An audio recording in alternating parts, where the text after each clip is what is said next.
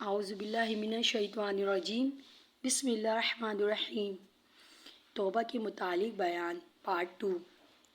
حضور اکرم صلی اللہ علیہ وآلہ وسلم نے فرمایا، اللہ تعالیٰ ہر رات کو اپنی رحمت اور مغفرت کا ہاتھ بڑھاتا ہے کہ دن کا گناہ گار توبہ کر لے، اور ہر دن کو ہاتھ بڑھاتا ہے کہ رات کے گناہ کرنے والے توبہ کر لیں، اور اللہ کا یہ معاملہ اس وقت تک جاری رہے گا جب تک قیامت کے قریب سورج مغرب کی طرف سے نکلے، کہ ہو سکتا ہے کہ کوئی رات کی تنہائی میں کہ جب سب لوگ پڑے سوتے ہیں میری طرف رجوع ہو تو میں رات کی تاریکی میں اس کے گناہ ختم کر دوں گا، اور ہو سکتا ہے کوئی رات کو غالباً نیند کی وجہ سے سو گیا بغیر توبہ کیے، یا رات کی تاریکی میں اپنا نامہ اعمال میں اور گناہ درج کر لیے، اور پھر دن کو نادم ہو کر آئے ندامت اور شرمندگی کے آنسو بہاتے ہوئے، تو دن میں اس کی توبہ کو قبول کروں۔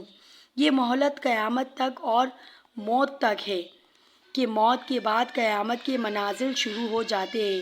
کوئی اپنے گناہ کو دیکھ کر یہ سوچے کہ میں تو ہلاک ہو گیا، بلکہ اگر گناہ سرزد ہو جائے تو وہ توبہ کر کے اس گناہ کے داغ دھبے دھو ڈالے اور اللہ تعالیٰ سے معافی مانگے۔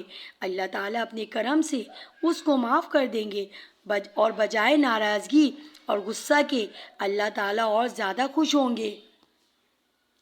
ایک حدیث میں ہے کہ رسول اللہ صلی اللہ علیہ وسلم نے فرمایا، بندہ جب گناہ کرتا ہے اور اس کے بعد اللہ تعالیٰ کی طرف رجوع کرتا ہے اور سچے دل سے توبہ کرتا ہے تو اللہ تعالیٰ اس کی توبہ سے اس آدمی سے بھی زیادہ خوش ہوتا ہے جس کی سواری کا جانور کسی لک و دک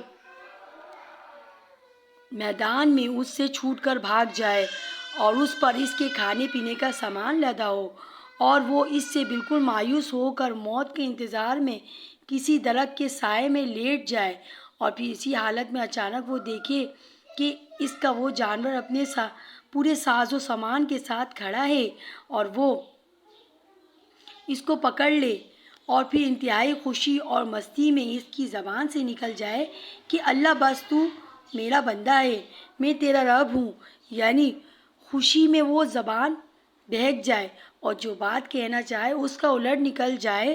حضور اکرم صلی اللہ علیہ وسلم نے فرمایا کہ جتنی خوشی اس کو ہوتی ہے اپنی سواری کے ملنے سے، اللہ تعالیٰ کو بھی اپنے گناہ گار بندے کی توبہ کرنے سے اس سے بھی زیادہ خوشی ہوتی ہے۔ اللہ تعالیٰ غفور رؤوف الرحیم ذات ہے، اور ہر ایک کی سنتا ہے، اس کے حضور معذرت کو قبول کرتا ہے، اس کے رجوع سے خوش و راضی ہو کر اس کے تمام عمر کے گناہ ایک مرتبہ کی الہا وزاری کے ساتھ توبہ سے چشم زدن میں معاف فرما دیتے ہیں۔ لیکن کوئی رجوع تو کرے، ندامت کے آنسو بہا کر توبہ تو کرے۔ کسی نے کیا خوب کہا ہے، ہم تو مائل با کرم ہیں کوئی سائل ہی نہیں۔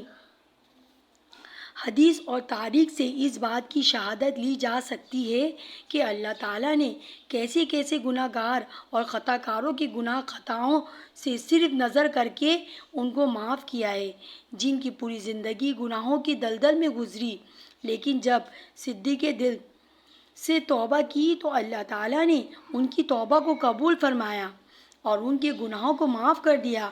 حدیث پاک میں آیا ہے کہ بنی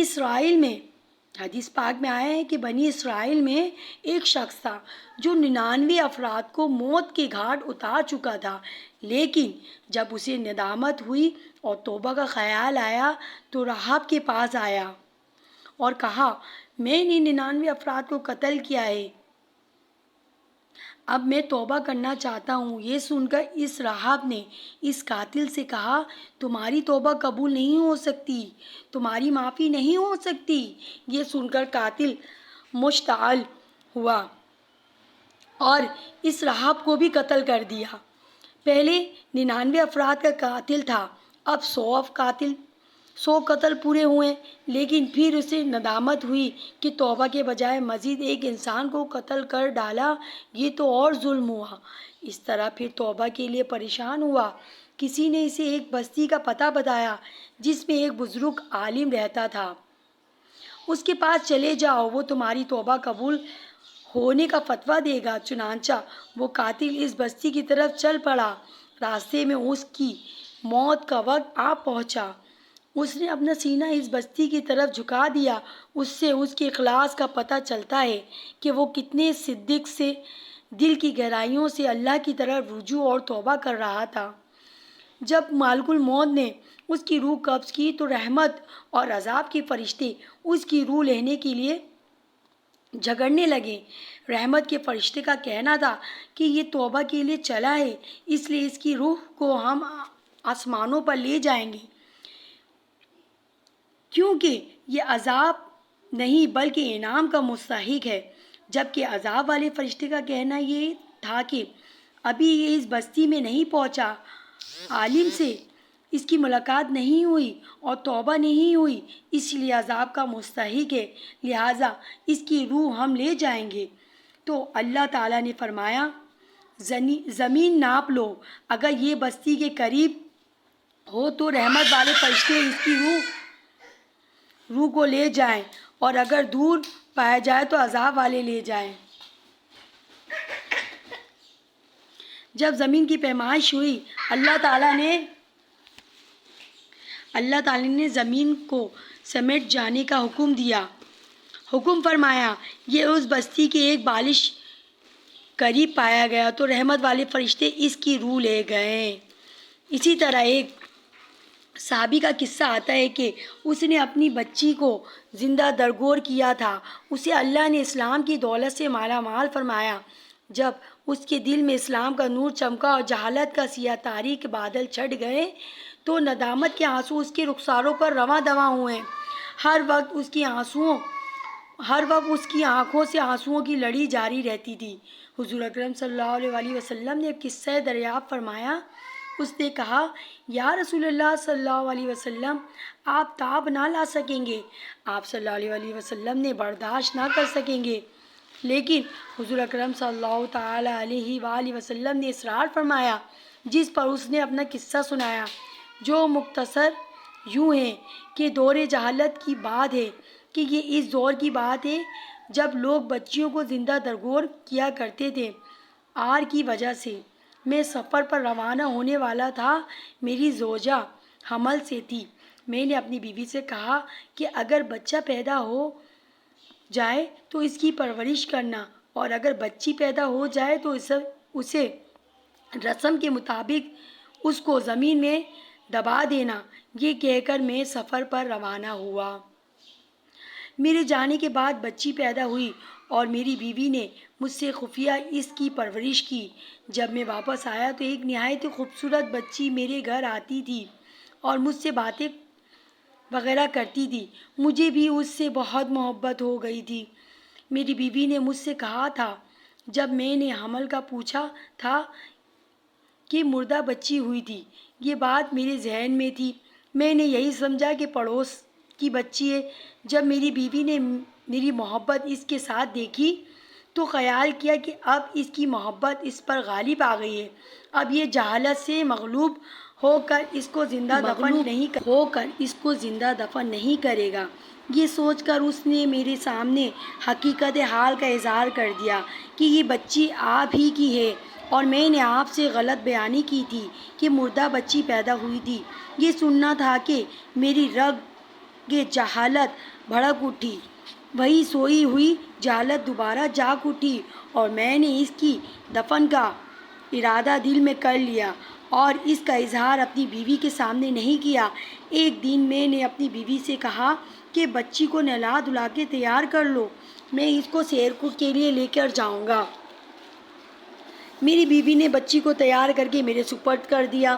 میں اس کو لے کر جنگل کی طرف روانہ ہوا اور ساتھ میں کدال بیلچہ بھی لے لیا۔ جب جنگل پہنچے تو میں اس کے لیے قبر تیار کرنے لگا۔ میری بچی نے مجھ سے پوچھا، پوچھا بھی کہ ابا جان یہ گڑھا کس کے لیے کھود رہے ہیں؟ میں نے جواب میں کہا تیرے لیے۔ اس نے سمجھا مذاق کر رہے ہیں۔ وہ بھی میرے ساتھ کام کرنے لگی اور اپنے ننھے ننھے ہاتھوں سے مٹی ہٹا کر میرے ہاتھ بٹانے لگی۔ اس اثنا میں دھوپ تیز ہو گئی تو اس نے اپنے دوپٹے سے مجھ پر سایہ کیا۔ یہ تمام باتیں بھی میرے دل پہ لگی ہوئی قفل کو کھول نہ سکی۔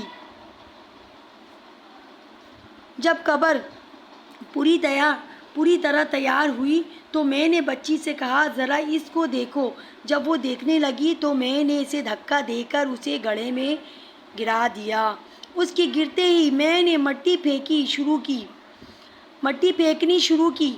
میری بچی چیختی رہی، روتی رہی اور مجھ سے رحم کی بھیک مانگتی رہی، لیکن میرے دل پر کوئی اثر نہ ہوا۔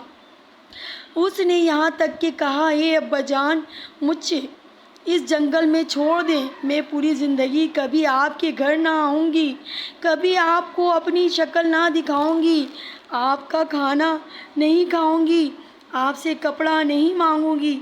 اللہ کی زمین بہت کشادہ اور وسیع ہے، میں کہیں اور بہت دور چلی جاؤں گی، لیکن مجھ پر کسی بات کا اثر نہ ہوا، میرا دل کسی بات سے نرم نہ ہوا، بلکہ مجھ پر جہالت کا بھوت سوار تھا، میری آنکھوں میں خون اترا ہوا تھا۔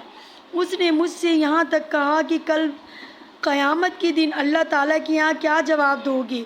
جب مجھ سے پوچھا جائے گا القرآن کے کس گناہ کی پاداش میں تجھ کو قتل کیا گیا، تیرا کیا جرم تھا؟ لیکن اس کی کوئی بات مجھے متاثر نہ کر سکی اور میں نے اس کو دفن کر دیا۔ آج بھی اس کی چیخیں اور اس کا رونا فریاد کرنا پریشان اور بے چین کر دیتا ہے۔ مجھے کسی پل چین نہیں آتا، راتوں کو نیند نہیں آتی۔ یہ ساری روداد سن کر حضور اکرم صلی اللہ تعالی علیہ وآلہ وسلم رحمت والے نبی کے بھی آنسو جاری ہوئے، لیکن اسلام نے تمام گناہ جو کہ اسلام لانے سے قبل کیے تھے معاف کر دیے۔ آپ صلی اللہ تعالی علیہ وآلہ وسلم نے تسلی دی، ایک حدیث میں نام دورے جا کے تمام گناہ مٹا دیتا ہے، اتنا بڑا گناہ بھی اللہ تعالیٰ نے معاف فرما دیا۔